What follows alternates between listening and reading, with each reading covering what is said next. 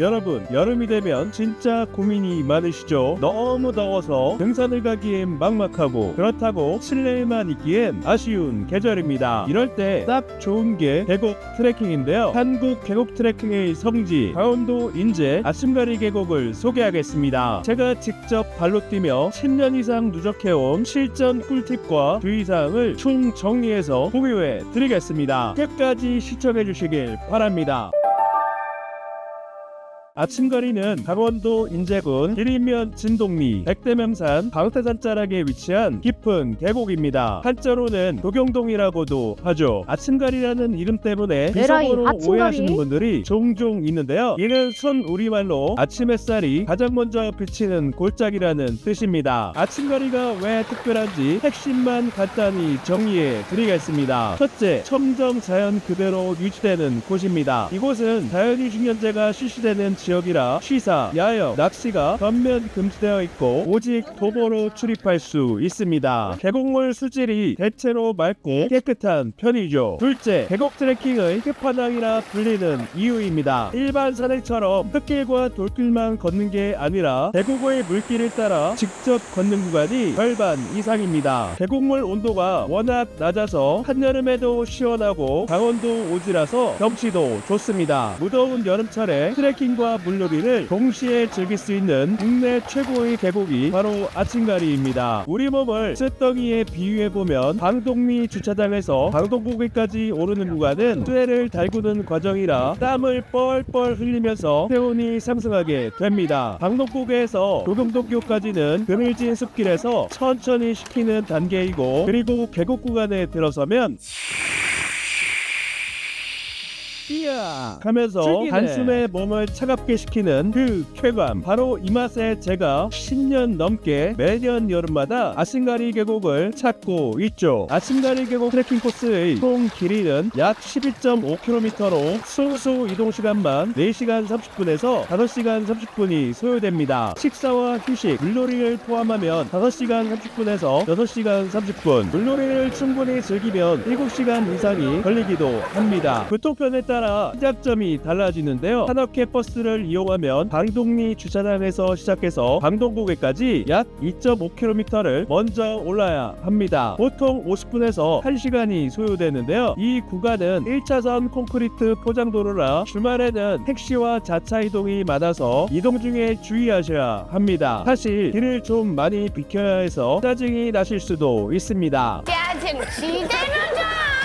자차 이용 시에는 두 가지 선택지가 있는데요. 방독고개에서 시작하려면 주차 공간이 15에서 20대로 협소해서 성수기에는 일찍 도착해야 하고, 진도길리 마을회관 주변에 주차하고 택시로 방독고개까지 올라가는 분들이 더 많습니다. 택시 요금은 편도로 35,000원 정도 소요됩니다. 졸라 비싸네. 자차를 이용할 경우의 장점은 방독고개까지 약 2.5km 구간을 힘들게 오르지 않아도 된다는 점이죠. 사람들은 우스갯소리로 자본주의 트레킹이라 부릅니다. 방독고개에서 도경동교까지는 3km 내외의 비포장 임도와 콘크리트 포장도로가 섞인 내리막길로 완만하고 걷기 쉬운 편입니다. 대부분 그늘진 숲길이라 여름에도 비교적 시원한 편이죠. 천천히 걸어도 1시간 이내, 빠르게 이동하면 40분에서 50분 이내에 도착합니다.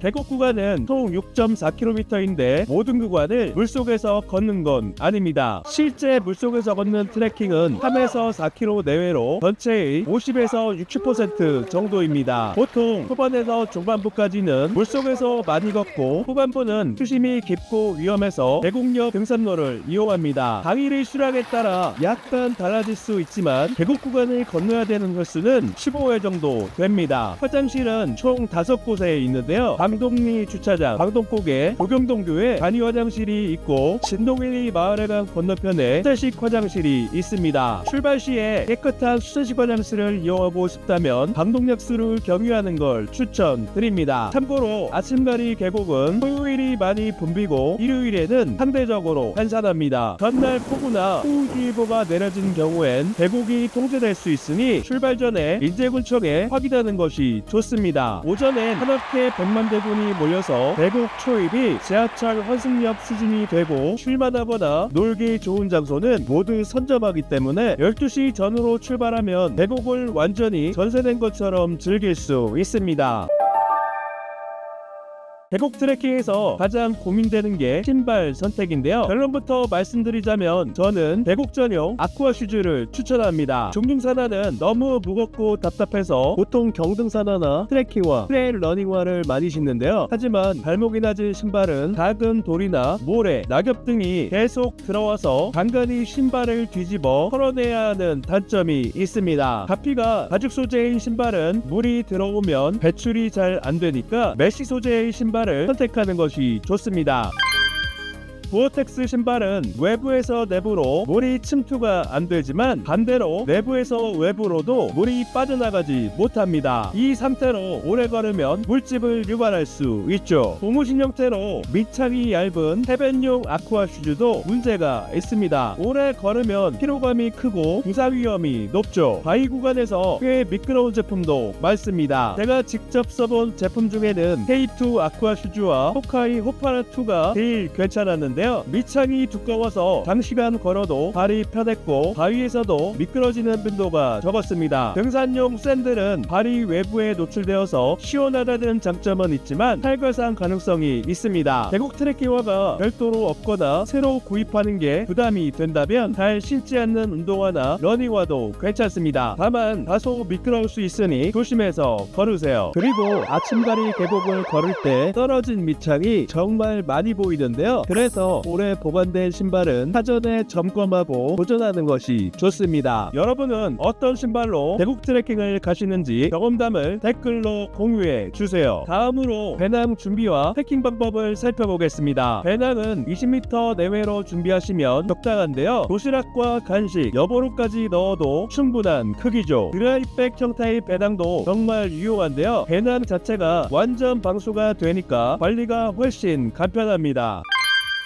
드라이백이나 팩 라이너도 물론 훌륭하지만 제가 10년 넘게 써본 경험상 가성비와 실용성 측면에서는 다이소 김장봉투가 훨씬 뛰어났습니다. 김장봉투를 배낭 내부에 넣고 그 안에 모든 짐을 담습니다. 비닐 입구를 여러 번 말아서 고무줄로 감싸면 완전히 밀봉되어서 물이 전혀 들어오지 않죠. 1,000원에 여러 장이 들어있어서 가성비도 아주 좋습니다. 전자기기나 여보록같이 절대 젖으면 안 되는 물건들은 백에 넣어 이중방수 보관하면 안전합니다. 드라이백을 준비하거나 김장봉투로 배낭 내부를 잘 포장하면 방수도 되고 무력도 생깁니다. 방수 패킹이 잘 된 배낭은 천연 구명투구가 되어서 물에 띄어서 끌고 다니는 재미가 쏠쏠하죠. 등산 스틱은 선택이 아닌 필수인데요. 등산 스틱 없이 아침가리를 가는 건 젓가락 없이 짜장면을 먹는 격입니다. 계곡 구간은 바위와 자갈 있기 때문에 정말 미끄럽고 등산로 구간도 마찬가지입니다. 스틱으로 바닥을 짚으면서 이동하면 미끄러지는 걸 확실하게 예방할 수 있습니다. 안전 장비로는 구명조끼와 암밴드가 있는데요. 이건 필수는 아니지만 비가 내린 직후나 수영을 아예 못하시는 분들은 구명조끼를 준비하는 것이 좋습니다. 수심이 깊은 구간을 건너야 할 때 유용하죠. 다만 구명조끼는 착용하고 오래 걸으면 좀 덥게 느껴질 수는 있습니다. 암밴드는 가격이 저렴하고 유용해서 최근 인기가 많은데요. 안전 목적도 있지만 계곡에서 더욱 재미있게 즐기는데 도움이 됩니다. 촬영 장비는 결론부터 말하면 스마트폰과 방수팩 조합을 추천드립니다. 갤럭시나 아이폰, 최신 기종들이 방수 기능이 적용되어 있다고는 하지만 실제로 계곡에서 충전 단자에 물이 들어가서 충전이 안 되는 분들이 정말 많습니다. 그래서 방수팩을 준비하는 것이 좋습니다. 가격도 저렴하고 목에 걸어서 필요할 때만 꺼내서 촬영할 수 있기 때문이죠. 안전 측면에서도 양손이 자유로워서 도움이 됩니다. 고프로 같은 액션캠도 괜찮습니다. 방수가 되니까 계곡에서 안심하고 쓸 수 있죠. DSLR 카메라를 가져오시는 분들은 종종 보게 되는데요. 침수가 되면 수리비가 엄청 나오니까 정말 조심하는 것이 좋습니다. 응급처치 용품도 만약이 아니라 넘어질 가능성이 높기 때문에 가급적 준비하는 것이 좋습니다. 방수 밴드를 몇 개만 챙겨도 충분한 중요한데요. 물에 젖어도 잘 떨어지지 않아서 계곡 트레킹에서 특히 유용하죠. 생동식과 식수도 충분히 준비하는 게 좋은데요. 계곡 구간을 걷는 게 마치 모래주머니를 차고 걷는 것과 같습니다. 모래의 저항 때문에 은근히 체력 소모가 크기 때문이죠. 선크림, 모자, 선글라스도 가급적 챙기는 것이 좋습니다. 계곡에 그늘이 많아 보이지만 햇볕이 강한 구간도 자주 나오고 물에 반사되는 빛 때문에 눈이 부실 수도 있습니다. 계곡 트레킹 후에 얼굴과 팔이 심하게 탔어요. 눈이 부셔서 걷는데 힘들었어요. 실제로 이런 후기가 많습니다. 날씨가 흐릴 것으로 예보되었다면 방수 자켓이나 우비를 꼭 챙기세요. 흐린 날씨에는 생각보다 쌀쌀하고 춥기 때문에 갑작스러운 소나기나 체온 저하에 대비하는 것이 중요합니다. 기타 준비물로는 여보룩과 수건을 챙기시면 좋습니다.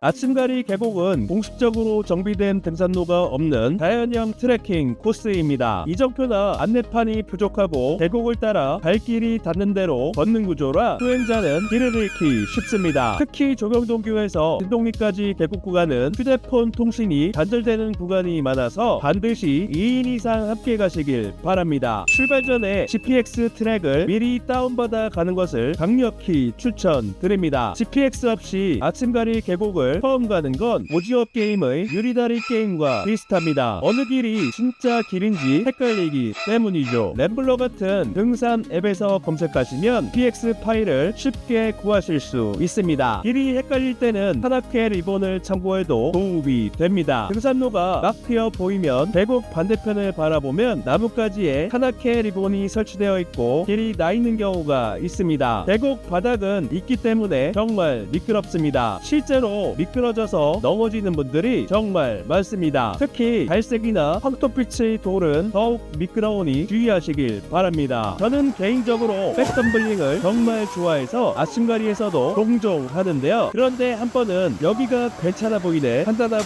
덤블링을 했다가 바닥에 뒤통수를 살짝 찌은 적이 있습니다. 그래서 수심은 꼭 직접 체크하고 다이빙에 도전하시길 바랍니다. 계곡을 횡단할 때는 곡선부보다 직선 구간이나 넓고 얕은 곳, 모래톱이 있는 곳이 상대적으로 안전합니다. 4년 전 일인데요. 전날 밤에 비가 많이 내려서 혹시나 해서 로프를 챙겨갔었습니다. 그런데 정말 준비해가길 잘했습니다. 물살이 꽤 센 구간에서 저도 휘청했기 때문이죠. 그때는 로프가 없었으면 정말 위험했겠다 라는 생각이 들었죠. 로프 덕분에 함께 간 참여자들도 모두 무사히 건널 수 있었습니다. 점심 식사는 보통 도경동교역 숲속에서 많이 하는데요. 다만 간혹 말벌이 나타날 수 있으니 주의하시길 바랍니다. 음료나 간식이 필요하시다면 방독고개 임시 판매대에서 식혜나 막걸리, 음료를 판매하고 도경동교 무인 판매대에서는 맥주와 막걸리, 컵라면 등을 계좌이체나 현금으로 구입할 수 있습니다. 트레킹 종료 후에는 간이 샤워장이 그곳이 있습니다. 1인당 1,000원을 현금이나 계좌이체로 결제하면 이용할 수 있는데요. 샤워기를 이용하거나 수돗물을 바가지로 끼얹는 방식입니다. 시설은 열악하지만 이용료를 감안하면 나쁘지 않은 선택이죠. 비닐하우스보다 조립식으로 된 샤워장이 시설이 더 좋습니다. 여러분만의 계곡 트레킹 꿀팁이 있다면 댓글로 나눠주세요. 저도 모르는 것들이 분명 있을 테니까요. 지금까지 10년 넘게 아침가리 계곡을 찾은 경험을 바탕으로 실전 꿀팁들을 정리해 드렸습니다. 무더운 여름철에 트레킹과 물놀이를 동시에 즐길 수 있는 최고의 계곡이라 강력 추천합니다. 이 영상을 보고 아침가리 계곡을 찾기로 결심하신 분들은 언제 가실 예정인지 댓글로 알려주세요. 오늘 영상이 도움이 되셨다면 구독과 좋아요, 알림 설정 부탁드립니다. 다음에도 더욱 유익한 아웃도어 정보로 찾아뵙겠습니다. 감사합니다.